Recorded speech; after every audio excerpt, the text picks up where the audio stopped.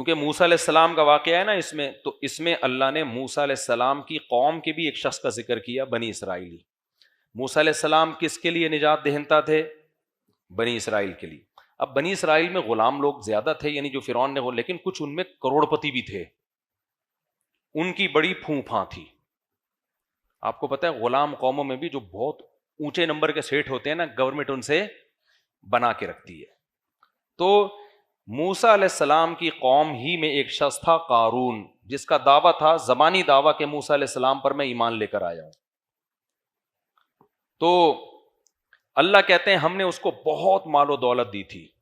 اس کا شمار کافروں میں نہیں ہوتا تھا، لیکن تھا وہ کافر ہی، کافر اس سینس میں کہ پیغمبر حکم دے رہے ہیں اور وہیں پر انکار کر رہا ہے۔ تو قارون کے پاس بہت مال و دولت تھا، تو اللہ کہتے ہیں ان قارون کان من قوم موسیٰ فبغى علیہم، جب بہت زیادہ پیسہ آ گیا نا تو سرکش بن گیا۔ اوپر کی سیٹنگ کیا ہو گئی؟ جیسے ہوتی ہے نا فیس بک پہ کچھ اس قسم کے ڈیزائن آپ کو ملیں گے، بہت زیادہ پیسہ ہے تو اوپر کی کھوپڑی کیا ہو گئی؟ آؤٹ ہو گئی۔ تو قارون کی بھی اوپر کی کھوپڑی، بولو منہ سے بول لو نا یار، سیٹنگ آؤٹ ہو، بہت زیادہ پیسہ آ گیا تو وہ اپنی اوقات بھول گیا۔ کتنا پیسہ تھا؟ آتیناہ من الکنوز، ہم نے اتنے خزانے دیے تھے، ان مفاتحہ لتنوء بالعصبۃ اولی القوہ، ایک جماعت تھی جو خزانوں کی چابیاں لے کے چلا کرتی تھی، اتنے گودام تھے اس کے خزانوں کے بھرے ہوئے۔ تو موسیٰ علیہ السلام، اس کی قوم نے کیا کہا؟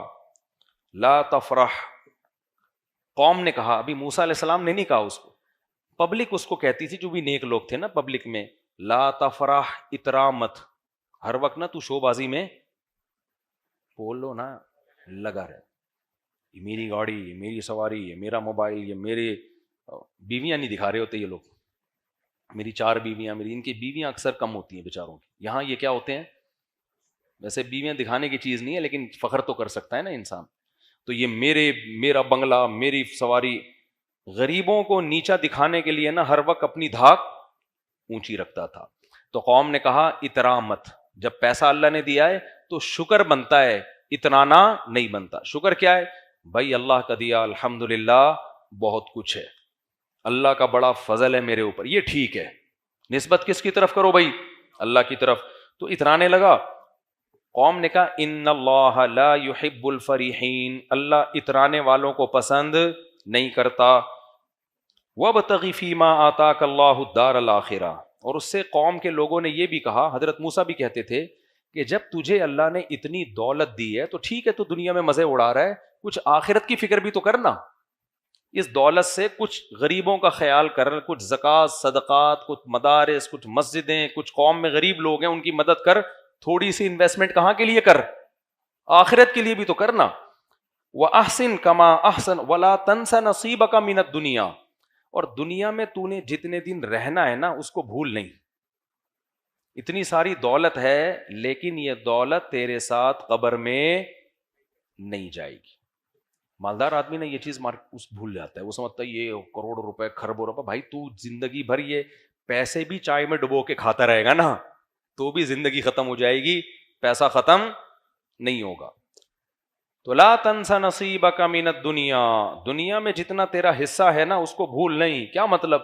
دنیا بہت تھوڑی ہے، تو جو بنگلوں میں موٹے موٹے سریے ڈال رہا ہے، تیری ہڈیوں میں اتنا کیلشیم نہیں ہے، ہڈیاں تو ویسے ہی ہیں، وہ تو بوسیدہ ہو رہی ہے روز بروز۔ تو کیا ہوا؟ وَأَحْسِن كَمَا أَحْسَنَ اللَّهُ إِلَيْكَ، اللہ نے تجھ پر بہت احسان کیا ہے، تو بھی اللہ کی مخلوق پر احسان کر۔ تو اور زمین میں فساد نہ پھیلا، ان اللہ لا يحب المفسدین، اللہ تعالیٰ فساد مچانے والوں کو پسند نہیں کرتے۔ جواب میں کیا کہتا ہے جب زیادہ سمجھایا گیا نا اس کو؟ قال انما اوتیتہ علی علم عندی، حضرت موسیٰ تو بار بار یہ کہتے ہیں نا یہ اللہ کا فضل ہے، اللہ کی دین ہے، اللہ کا احسان ہے، جب احسان ہے تو بدلہ دے۔ ایک دن جوش میں آ کے کہنے لگا یہ میری ایفرٹس ہیں، یہ کیا ہے؟ بزنس مائنڈ ہے اصل میں، آج یہی چل رہا ہے نا مارکیٹ میں، یہ اصل میں میرا جو مائنڈ ہے نا، میں ہر چیز کو سوچتا کیسے ہوں؟ بزنس مائنڈ سے سوچتا ہوں، اس کا یہ نتیجہ ہے۔ یہ زیادہ اللہ اللہ کرنے کی کوشش، زیادہ اللہ کو بیچ میں نہ لے کر آؤ، مائنڈ ہے بھائی. تو اسی سے انسان کی کھوپڑی کیا ہوتی ہے؟ آؤٹ ہوتی ہے. جب اپنی دین سمجھتا ہے نا. بھائی دنیا میں بہت سے لوگوں کو بہت اچھی کھوپڑیاں اللہ نے دی ہیں, تم سے بھی اچھی. بہت سے لوگوں کو بہت اچھا مائنڈ دیا, بہت سے لوگوں کو بہت اچھی صحت دی, اس کے بعد بھی ڈھیلا روپے کمانے کے قابل نہیں ہوتے. میں اکثر ایک واقعہ سناتا ہوں نا, اگر دولت ذہانت پہ ملتی نا, ذہانت پہ, تو بے وقوف بھوکے مر جاتے ہیں. ہمارے حضرت ایک واقعہ بیان کرتے تھے کہ ایک بہت غریب آدمی, ہاں ایک دولت مند آدمی, وہ اونٹ پہ نا پرانے زمانے میں راشن لے کے جا رہا تھا کہیں. تو اونٹ کے ایک جانب اس نے چاول کی یا گندم کی 5-6 بوریاں, اور دوسری جانب بیلنس برابر کرنے کے لیے پتھروں کی بوریاں. اب بھائی 10 بوری چاول کی ادھر ہے تو 5 ادھر کر دے 5 ادھر کر دے, بیلنس برابر ہو جائے گا نا. لیکن اس نے کیا کیا, 10 بوریاں ادھر ہیں تو بیلنس کے لیے 10 بوریاں ریت کی دوسری سائڈ پہ. اب لے کے جا رہا ہے, راستے میں کوئی غریب آدمی تھا لیکن تھا ذہین. اس نے کہا یار مجھے ذرا لفٹ دے دو. اس نے کہا چل بیٹھ جا یار, تو غریب آدمی ہے, تیرے پاس سواری نہیں ہے. بیٹھ گیا. تو جاتے جاتے اس سے پوچھا تو کرتا, اس نے پھر اس کو سمجھایا, غریب آدمی نا جو ذہین تھا, کہ یار یہ تم نے اونٹ کو ادموا کیوں کیا ہوا ہے, اسے تو چلا ہی نہیں جا رہا. کہہ رہا کیا کریں, وزن اتنا ہے, 10 بوریاں ادھر ہیں تو بیلنس کے لیے 10 بوریاں میں نے بجری کی ادھر ڈالی. اس نے کہا بیلنس کی کیا ضرورت ہے, 10 ادھر ہیں تو 5 ادھر رہنے دو, 5 ادھر کر دو. وہ اترا, اس نے کہا یار یہ تو زبردست مشورہ دیا آپ نے, 5 ادھر کر دیں اور 5 ادھر. اونٹ کی سپیڈ تیز ہو گئی, اونٹ بھی ہلکا ہو گیا. یہ بڑا متاثر ہوا, یار یہ تو بہت ذہین آدمی ہے, تو اس سے تو پھر بزنس کے مشورے لینے چاہیے. تو اس سے کہنے لگا بتا تو کرتا کیا ہے. اس نے کہا میں تو غریب ہوں یار, میرا تو جس کاروبار میں ہاتھ ڈالو وہ ڈوبتا ہے. اس نے کہا اتر نیچے, تو مجھے بھی مروائے گا, اتر, میں ایسا بے وقوف ہی ٹھیک ہوں. اترا اور 5 بوریاں ریت کی واپس اور 5 ادھر. تو یہ ضروری نہیں ہے کہ ذہانت ہو تو پیسہ آئے, لیکن یہ ضروری بھی نہیں ہے کہ بے وقوفی کو پیسہ ملے. کبھی ذہانت کے ساتھ پیسہ آتا ہے, کبھی پیسہ نہیں آتا. تو یہ کس کی دین ہے؟ اللہ کی دین ہے. تو اس کی کھوپڑی جو آؤٹ ہوئی نا قارون کی, اس نے کیا کہا, انما اوتیتہ علی علم عندی. اللہ نے یہ جو میرے پاس نالج ہے نا, اس فن کی بیس پہ میں نے کمایا. یہ میں نے یہ سارا امیزون سے سیکھا ہے, اور تم لوگ 8ویں میں علامہ اقبال اور قائد اعظم پڑھ رہے ہو بیٹھ کے, اس لیے تمہارا بیڑا غرق ہو رہا ہے. تو اللہ نے جواب کیا دیا؟ دیکھو اللہ نے دلیل سے جواب نہیں دیا, دھمکی سے جواب دیا قارون کو. بعض دفعہ دلیل بہت واضح ہوتی ہے, وہ نہیں دی جاتی. جیسے آپ اپنے باپ کو سمجھا رہے ہو نا, ابا آپ کا تو مجھ پر کوئی احسان نہیں ہے, آپ نے اگر پیدا کیا تو اکیلے آپ تھوڑی ہو, سب کے ابا بچوں کو پیدا کرتے ہیں. آپ نے مجھے اگر کھلایا پلایا تو آپ کا احسان تھوڑی ہے, سارے ابا اپنے بچوں کو کھلاتے ہیں. آپ اگر گیس بجلی کا بل دیتے ہو تو احسان تھوڑی ہے, ساری دنیا گیس ہے ہی نہیں تو بل کہاں سے دے رہے ہو آپ. تو جب آپ اوٹ پٹانگ باتیں کرو گے تو جواب میں ابا دلیل سے بات کریں گے یا تھپڑ سے جواب دیں گے؟ ابا کہیں گے چپ ہو جا ورنہ 2 تھپڑ کھینچ کے لگاؤں گا میں. کیوں؟ اتنی واضح احسانات کا انکار بنتا نہیں ہے. تو اللہ میاں نے بھی نا فرعون قارون کو دلیل سے جواب نہیں دیا. اللہ نے فرمایا اولم یعلم, یہ جو کہہ رہے میں نے اپنی نالج سے کمایا, کیا اس کو پتہ نہیں ہے قد اہلک من قبلہ من القرون, اللہ نے کتنے بڑے بڑے لوگوں کو ہلاک کر دیا, من ہوا اشد منہ قوہ, جو اس سے بھی زیادہ طاقتور تھے. یہ بات کہتے ہوئے ڈرتا کیوں نہیں ہے؟ یہ جتنے لوگ آج تکبر کر رہے ہیں, لقوہ ہو جائے ان کو, تھوڑا سا منہ ٹیڑھا ہو جائے. آپ کہہ سکتے ہیں یہ بڑا کیئر کرتے ہیں اپنی, لقوہ نہیں ہوتا. میں نے ڈاکٹروں سے پوچھا ہے, ڈاکٹر کہتے ہیں لقوے کی کوئی وجہ نہیں ہوتی, بیٹھے بیٹھے کسی کو بھی ہو سکتا ہے. تو جتنا یوٹیوب پہ آ کے اچھل رہے ہیں نا 2 فٹ, ڈالر کی باتیں کر رہے ہیں, ذرا سی رگ آگے پیچھے ہو گئی, لقوہ جو ہے نا ڈاکٹر کہتے ہیں نہ کوئی یہ ضروری ہے کہ آپ کو بلڈ پریشر ہو, نہ یہ ضروری ہے کہ شوگر ہو, نہ یہ ضروری ہے کہ ٹینشن ہو. بیٹھے بیٹھے آدمی کو منہ ٹیڑھا ہو سکتا ہے اللہ کی طرف سے. ان کو لقوہ ہو گیا نا, تھوڑا سا فرما الائنمنٹ آؤٹ ہو گئی. گاڑی کی الائنمنٹ ٹھیک ہو جاتی ہے, منہ کی الائنمنٹ جلدی ٹھیک نہیں ہوتی. تو اللہ نے دھمکی دی ہے, اللہ نے کہا کہ یہ دیکھتے نہیں ہیں کہ ان سے پہلے ان سے بڑے بڑے طاقتوروں کو میں نے ہلاک کر دیا. پھر قرآن کہتا ہے فخرج علی قومہ فی زینتہ، ایک دن اپنی زینت میں قوم میں نکلا، اور جو دنیا پرست لوگ تھے. دیکھو دولت اللہ کی نعمت ہے، ایسا نہ ہو کہ آپ پیسہ کمانا ہی چھوڑ دیں، پہلے ہی ملک کا بیڑا غرق ہوا ہے اور کشکول لے کے IMF کے سامنے بھکاری نہ بن جائیں ہم. پیسہ کمانا منع نہیں ہے، پیسے پہ اترانا منع ہے، اور پیسے کو اپنے علم اور اپنا کمال سمجھنا منع ہے. تو قارون میں نافرمانی کے ساتھ دولت تھی، تو اللہ کہتے ہیں وہ اپنی زیب و زینت میں نکلا. تو جو دنیا پرست لوگ تھے اس کے جاہ و جلال کو دیکھ کر کہنے لگے یا لیت لنا مثل ما اوتی قارون، کاش ہمارے پاس بھی وہ سب کچھ ہوتا جو قارون کے پاس ہے. رالیں ٹپکانے لگے اس کو دیکھ کے، حالانکہ وہ بدعملی کے ساتھ تھا. اگر عمل کے ساتھ ہوتا نا پھر بھی بنتا ہے، لیکن بدعمل آدمی ہے. تو اللہ کہتے ہیں قال الذین اوتوا العلم، جن کو اللہ نے علم دیا تھا وہ کہنے لگے ویلکم، تم تباہ ہو جاؤ، ثواب اللہ خیر، بھائی نیک اعمال پہ جو اللہ بدلہ دے گا وہ اس عیاشی سے کئی گنا بہتر ہے. لمن آمن وعمل صالحا، وہ صرف ان کو ملے گا جو ایمان لائے اور نیک اعمال کیے. ولا یلقاها الا الصابرون، اور یہ صفت صرف صبر کرنے والوں کو دی جاتی ہے. جو بے صبرے لوگ ہیں ان میں اللہ یہ کوالٹی پیدا نہیں کرتا. پھر کیا ہوا؟ حدیث میں آتا ہے کہ اب قارون نا موسیٰ علیہ السلام سے چڑھنے لگا تھا، کیونکہ موسیٰ علیہ السلام کبھی اس کو زکوٰۃ کا کہتے، کبھی نماز کا کہتے، کبھی روزے کا کہتے، کبھی جو بھی حکام. اس کو چڑ کس سے ہو گئی؟ موسیٰ علیہ السلام سے. فرعونی قوم سے ہوتا تو پھر تو وہ ہلاک ہی ہو چکا ہوتا نا، وہ تو بنی اسرائیل میں ہونے کی وجہ سے بچ گیا تھا. اب شریعت کے احکام پہ عمل کی باری آئی تو اب اس کو چڑ ہو گئی کس سے؟ موسیٰ علیہ السلام سے. آپ کو پتا ہے جب بھی کسی کو کسی مذہبی اسکالر سے چڑ ہوتی ہے نا، ذاتی بوجھ، تو وہ اس کی ذاتیات پہ کیچڑ اچھالتا ہے. کیا کرتا ہے وہ؟ Video recording, audio recording, calls recording, یہی سب چل رہا ہوتا ہے نا. کسی غیر اخلاقی سرگرمی میں ملوث کرنے کی کوشش کرو، کچھ بھی نہیں ملے تو جھوٹا الزام لگا دو. جھوٹا الزام بھی سوسائٹی میں بہت اسپیڈ سے پھیلتا ہے. اب کون صفائیاں پیش کرتے کرتے بھی لوگ کہتے ہیں کچھ تو ہے نا، کچھ تو ہے. تو یہ آج کا نہیں ہے، یہ سیٹ اپ پہلے سے چلا آ رہا ہے. ذاتیات پہ کیچڑ اچھالو، یہ تو ایسے ہیں، یہ تو یوں ہیں، یہ تو فلانے ہیں، یہ تو ڈمکانے ہیں. اب میں 4 شادیوں کی بات کرتا ہوں نا، جو فیمنسٹ لوگ ہیں وہ بہت پیچھے پڑے ہوئے ہیں میرے، کہ کوئی عیب نکالیں. طنز کر رہے ہوتے ہیں بھائی ان کے گھروں میں پتہ نہیں کیا ہو رہا ہے، مارتے پیٹتے ہیں، کیا کرتے ہیں، یہ تو گھروں میں جا کے پوچھو، ممبر پہ تو بڑی باتیں کر رہے ہیں. کیونکہ ان کی دم پہ میں نے کیا رکھ دیا ہے؟ پاؤں. فیملی پلاننگ والے بھی پیچھے پڑے ہوئے ہیں کہ بھائی بچے زیادہ اچھے، دیکھو کوئی بچہ چرس تو نہیں پی رہا، پھر ہم بتائیں گے کہ دیکھو یہ ہوتا ہے زیادہ بچوں کا انجام. حالانکہ میں لوگوں سے بار بار کہتا ہوں بھائی میں سوسائٹی کا نارمل آدمی ہوں، میں کوئی فرشتہ یا پیغمبر نہیں ہوں. تو سب کے گھروں میں جو کچھ ہوتا ہے وہی میرے گھر میں بھی ہو سکتا ہے، اللہ بچا کے رکھے. لیکن اس سے اسلام کا فلسفہ خراب نہیں ہوگا. اگر میں ظالم بھی ہوں، میں مارتا پیٹتا بھی، وہ تو ایسا ہے نہیں. کون اتنا بڑا بہادر کون ہے یار؟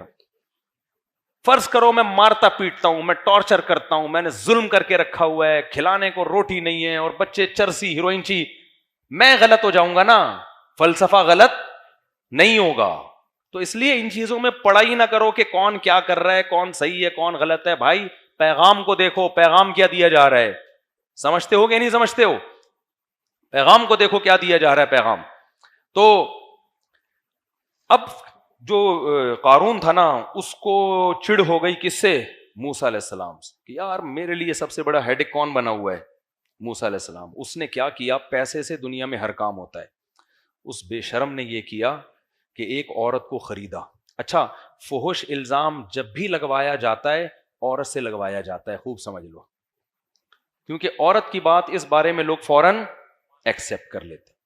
اکثر میاں بیوی کے جھگڑوں میں جب عورت کو شوہر کو بدنام کرنا ہوتا ہے نا تو وہ کیا الزام لگاتی ہے؟ اس کے لڑکیوں سے تعلقات ہیں. اور اس کے لیے پھر لوگ اس سے دلیل پوچھنے کی زحمت نہیں کرتے، بلکہ لوگ کہتے ہیں اس کی تو بیوی کہہ رہی تھی کہ یہ لڑکیوں سے تعلقات ہیں. بھائی تمہیں کیا ہو سکتا ہے ہوں، اب یہ تو آپ ہی بہتر جانتے ہوں گے کس کے کتنے تعلقات ہیں، یہ بھی ہو سکتا ہے، لیکن یہ بھی تو ہو سکتا ہے نا کہ جھوٹ بول رہی ہو. لیکن ہماری سوسائٹی میں اس سے بحث نہیں کی جاتی کہ بیوی سچ بول رہی ہے کہ جھوٹ بول رہی ہے، بس یہ بات سوسائٹی میں پھیل جاتی ہے، بھائی اس کی تو بیوی کہہ رہی تھی، یہ کیا ہے، 2 نمبر آدمی ہے. ایک خاتون نے مجھے فون کیا، ان کے شوہر میرے بیان میں بیٹھتا تھا، میں جانتا تھا اس کو، مجھے کہنے لگی میرا شوہر فلاں فلاں ہے، آپ کے بیان میں آتا ہے. میں پہچان گیا، میں نے کہاں آتا ہے، کہتی وہ فحش فلمیں دیکھتا ہے. استغفر اللہ، مجھے اتنا غصہ آیا کہ یار تو کیسی عورت ہے، تو نے اپنے شوہر کی میرے سامنے عزت نہیں کی. میں نے کہا مجھے اس سے تو نفرت اتنی نہیں ہوئی، لیکن آپ سے مجھے بہت زیادہ نفرت ہو گئی. نام لینے کی کیا ضرورت تھی؟ آپ بول دو میں کوئی خاتون بات کر رہی ہوں، میرا شوہر اس برائی میں مبتلا ہے، مجھے مشورہ دے میں کیا کروں. آپ کو پتا بھی ہے کہ میں اس کے شوہر کو جانتا ہوں، نام لے کے. تو اللہ تو کیا کہہ رہے ہیں، میاں بیوی ایک دوسرے کا لباس ہیں. جب اس کا راز ہی فاش کر، جب اس کے شوہر کو پتا چلے گا کہ میری بیوی نے ان کو بتا، اس کے دل میں 2 ٹکے کی عزت نہیں رہے گی بیوی کی، یار مجھے تم نے ذلیل کر دیا مفتی صاحب کے سامنے. تو یہ سب باتیں بہت ڈینجرس ہیں. آپ کو حکم دیا ہے شریعت نے کہ گناہ پہ کیا ڈالو، پردہ ڈالو. اگر کسی کو گناہ کرتے ہوئے دیکھا ہے، شوہر ہو یا بیوی ہو یا کوئی بھی ہو، انون بن کے پوچھو مسئلہ. ایک آدمی ہے میرا ریلیٹیو ہے، وہ یہ کر رہا ہے، تو آپ مشورہ دیں میں اس سے گناہ کیسے چھڑواؤں. میں نے کہا وہ تو غلط کر رہا ہے، آپ نے اس سے زیادہ غلط کیا ہے. تو جب میاں کو پتا چلے گا میری بیوی نے، اچھا مجھے کہہ بھی نہیں، اس کو بتانا نہیں، اس کو بتانا نہیں، اس کو بتانا نہیں، میں نے تو نہیں بتایا، مجھے پتا تھا کہ وہ بیچارہ، اور بیچارہ تو نہیں کہنا چاہیے، وہ بھی کون سا کوئی اچھا کام کر رہا ہے. ایسا نہ ہو سن کے وہ کہ اچھا میں بیچارہ ہوں، چلو دیکھنا شروع کر دے کہ یار ہم تو بیچارے ہیں، یہ سب آپ کون، جو بھی کر رہا ہے غلط کر رہا ہے. لیکن یہ نہیں بنتا بھائی کہ اس کو سوسائٹی میں ذلیل کر دیا، کسی کے سامنے اس کا عیب بیان کر کے ذلیل کر دیا جائے. اس کو پردہ ڈالنا چاہیے اس پہ. تو گھر کے مسئلے کہاں رکھو، گھر میں رکھو. اگر مشورہ لینا ہے انون بن کے، بھائی کسی خاتون نے پوچھوایا ہے کہ ان کا شوہر یہ کام کر رہا ہے تو اس کو کیسے چھڑوایا جائے، تو پھر ہم بتا دیں گے، جو بھی مشورہ دینا ہوگا دے دیں گے.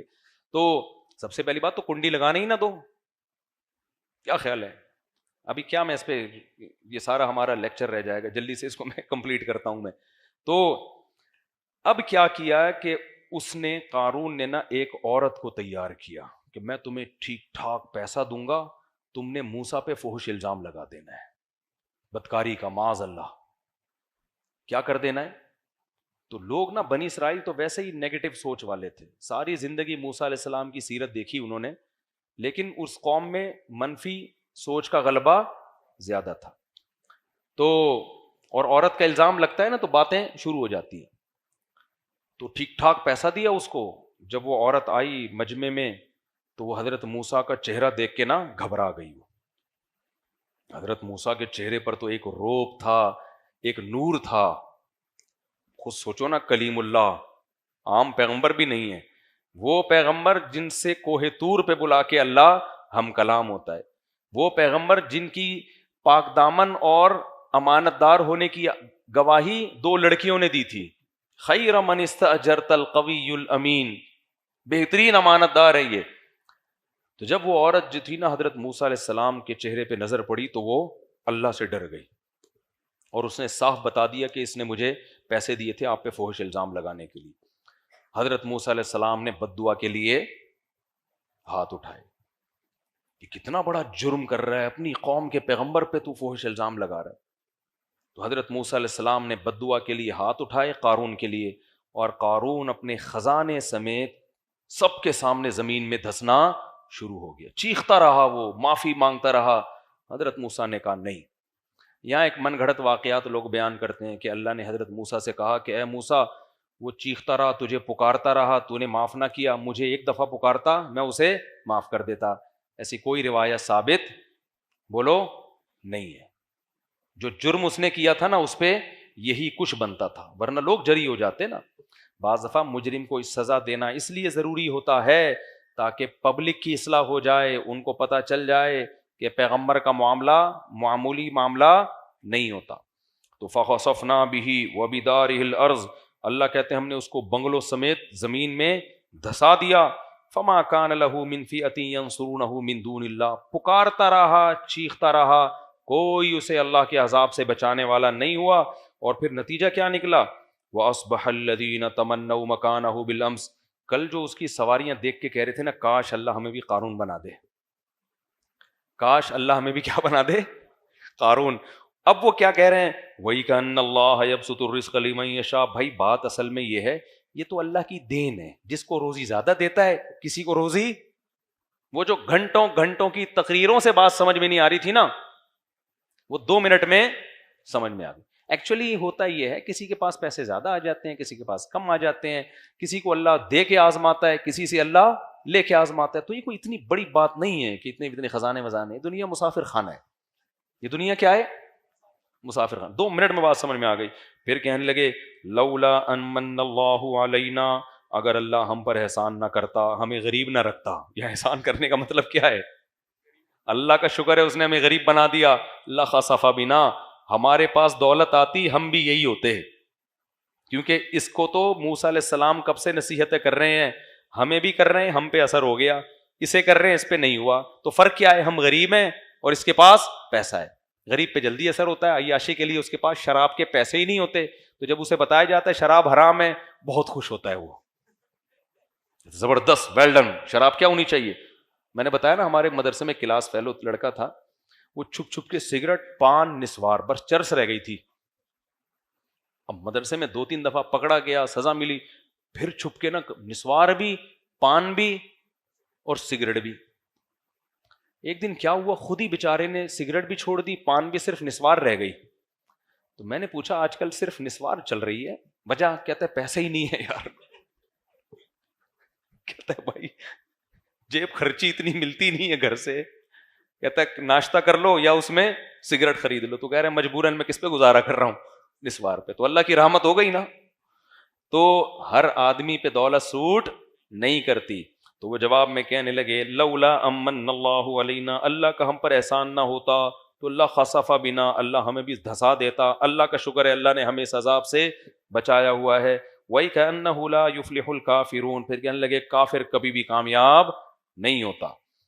تو آگے اللہ فرماتے ہیں تِلْكَ الدَّارُ الْآخِرَةُ نَجْعَلُهَا لِلَّذِينَ لَا يُرِيدُونَ عُلُوًّا فِي الْأَرْضِ وَلَا فَسَادًا. یہ آخرت ہم ان لوگوں کو دیں گے جو زمین میں فساد پسند نہیں کرتے اور نہ تکبر چاہتے ہیں. وہ دنیا میں مل جاتی ہے کچھ وقتی طور پر، عیش و عشرت ہو جاتی ہے. آخرت اللہ نے متواضع لوگوں کے لیے رکھی ہے، میں کرنے والوں کے لیے نہیں رکھی. جو شخص بھی تمہیں سب سے ہٹا کے اپنی ذات کی طرف لا رہا ہے نا، سمجھ لو یہ متکبر ہے. ہم نے جب بھی بڑوں کی محفل میں ہم بیٹھتے تھے نا، علماء کی مجلس میں، مجلس تحقیق ہوتی تھی، تو ہم نے اپنے بڑوں سے ایک چیز سیکھی کہ ہمیشہ دوسرے کی رائے کو اپنی رائے پر ترجیح دینے کی کوشش کی جا رہی ہے. میں حضرت مفتی تقی عثمانی صاحب کے ساتھ بھی محفلوں میں بیٹھا ہوں مجلس تحقیق میں. ہمارے یہاں سے علماء جاتے تھے دارالعلوم کرنگی میں، 10-20 علماء جمع ہوتے تھے جب کسی مسئلے پہ تحقیق. ان میں سب سے سینئر مفتی تقی عثمانی صاحب ہوتے تھے، باقی سارے ان سے چھوٹے. لیکن آپ اس محفل کا اسٹائل دیکھ لیتے تو حضرت مفتی تقی صاحب کی اسٹائل سے آپ کو ایسا لگتا کہ سب سے جونیئر یہ ہیں. یہ ہم نے متعدد دفعہ مشاہدہ کیا. ایسے تواضع کے ساتھ بیٹھ کے سب کی بات سنتے، سب کے دلائل سنتے، اور بتاتے تھے کہ میں ایسے سنتا ہوں یہ سوچنے کے لیے کہ میں غلط ہوں اور یہ صحیح ہے، تاکہ پوری بات تو سنو نا اس کی، ہو سکتا ہے وہ صحیح کہہ رہے ہوں. سب کی باتیں سننے کے بعد اپنے بارے میں بدگمان، اپنے بارے میں کیا بدگمان، اس کے بعد سن کے اینالائز کرنا، تجزیہ کرنا، ایک معتدل رائے قائم کرنا، یہ ہوتی ہے صاحب علم کی علامت. اور جو جتنا بڑا جاہل ہوگا نا اتنا بڑا فرعون ہوگا. وہ دیکھ لو یوٹیوب فیس بک پہ پھینکتا رہے گا میں ہوں، میں نے سب کے منجیاں ٹھوک کے رکھ دی ہیں، میں نے سب کے کاروبار بند کر کے رکھ دیے ہیں، میں ہوں پلانیٹل پہ، میرے جیسا اس کائنات میں کوئی پیدا ہوا ہی نہیں ہے. میں ہر صرف ایک بندہ نہیں ہے، بہت سارے ہیں. ابھی وہ ایک ہیں کینیڈا میں، ان کے کلپ آیا ہے، 1400 سال میں، کینیڈا میں رہتے ہیں، وہ کہتے ہیں 1400 سال میں جتنی اچھی تشریح میں نے کی ہے نا، یا میرے استاذ نے کی ہے، آج تک ایسی تشریح. ابے تو کیا مریخ سے آیا ہے، مارس سے آیا ہے، کوئی نئی چیز کوئی جاپان نے تجھے بنایا ہے, تو مٹی کا بنا ہوا ہے, تو 1400 سال میں تجھے سمجھ میں آیا ہے, باقی سب گھاس کھا رہے تھے کیا 1400 سال سے؟ میں کر رہا ہے نا, اس کا مطلب وہ ٹھیک نہیں ہے, وہ جاہل مرکب ہے. جاہل کی دو قسمیں ہوتی ہیں, ایک جاہل جس کو پتا ہو کہ میں جاہل ہوں, لیکن بعض جاہل ایسے ہوتے ہیں جن کو پتہ ہی نہیں ہوتا کہ ہم کیا ہیں, جاہل ہیں, تو اس کو کہتے ہیں جہل مرکب, بہت بڑا جاہل ہے یہ.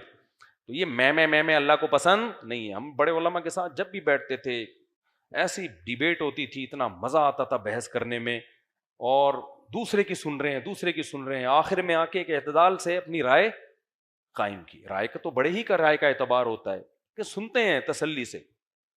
تو 3-4 دنوں تک مجلسیں چلتی تھیں.